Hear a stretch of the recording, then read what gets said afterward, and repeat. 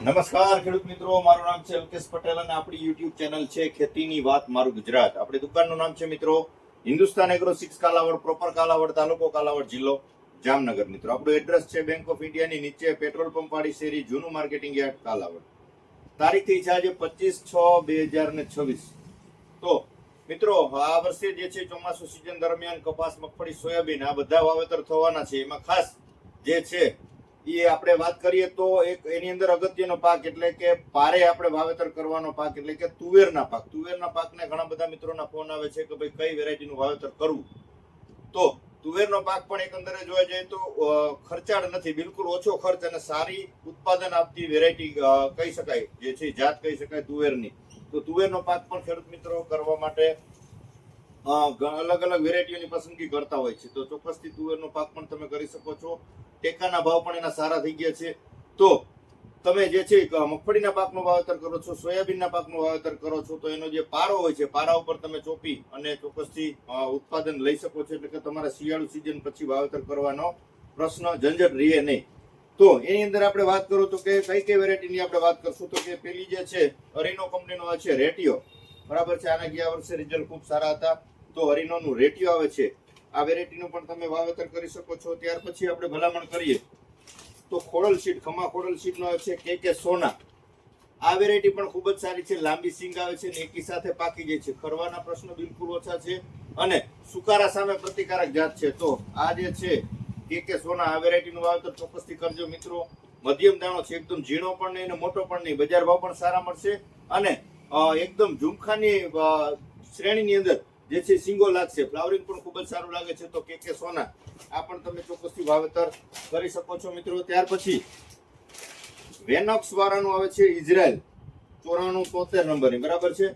આ પણ જે છે એ વેરાયટી ખૂબ સારી છે, 9473 ઇઝરાયલ. તો આનું પણ ચોક્કસથી તમે વાવેતર કરી શકો છો. આ બધી વેરાયટીઓ જે છે તમારા નજીકના સેન્ટરમાં મળી રહેશે. આના પણ જે છે રિવ્યુ ગયા વર્ષના ખૂબ સારા મળેલા છે. ત્યાર પછી વાત કરીએ તો કે ભાઈ ચાઇના કિંગ, આના પણ ગયા વર્ષે ખૂબ રિઝલ્ટ સારા મળ્યા હતા. તો આ વેરાયટીનું પણ વાવેતર કરી શકો છો. મધ્યમ દાણો છે, એક ફૂટ વાળી વેરાયટી છે અને ઉત્પાદન ક્ષમતા આની પણ ખૂબ જ સારી છે. તો ચોક્કસથી તમે ચાઇના કિંગ આ પણ વાવેતર કરી શકો છો મિત્રો. ત્યાર પછી વાત કરીએ તો ગયા વર્ષે આપણે વવરાવ્યું હતું અને આનો વિડીયો પણ બનાવ્યો હતો. સ્કાયધનનું આવે છે ગ્રીન ગોલ્ડ, ખૂબ સારું પરિણામ મળ્યું હતું. આના લગભગ ગયા વર્ષે 30 મણ આપણા જે મારા ખેડૂતોને આપેલું હતું, 30 મણ સુધીનો એક વીઘે 16 ગુઠાના વીઘામાં આનું ઉત્પાદન મળેલું હતું.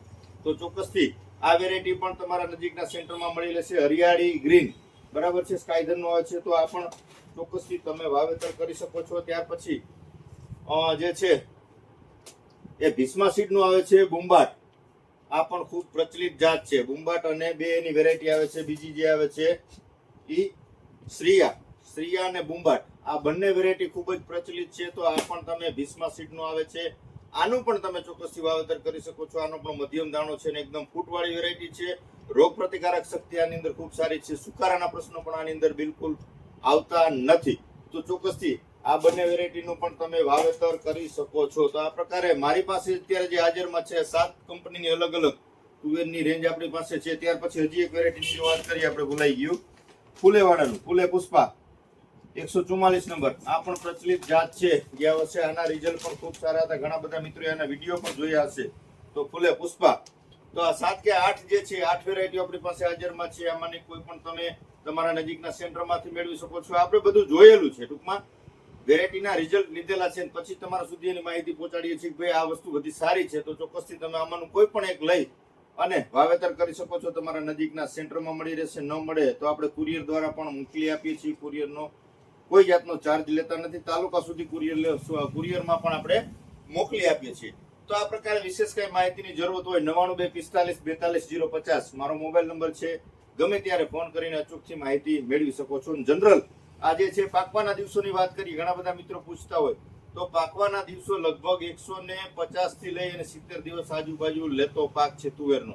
પછી અમુક 140 દિવસે પાકી જાય, પણ 40 થી 60 દિવસ 140 થી 60 દિવસ તમારે ગણતરી કરીને જ ચાલવાનું. એટલા સમયગાળામાં તુવેરનો પાક જે છે પાકતો હોય છે.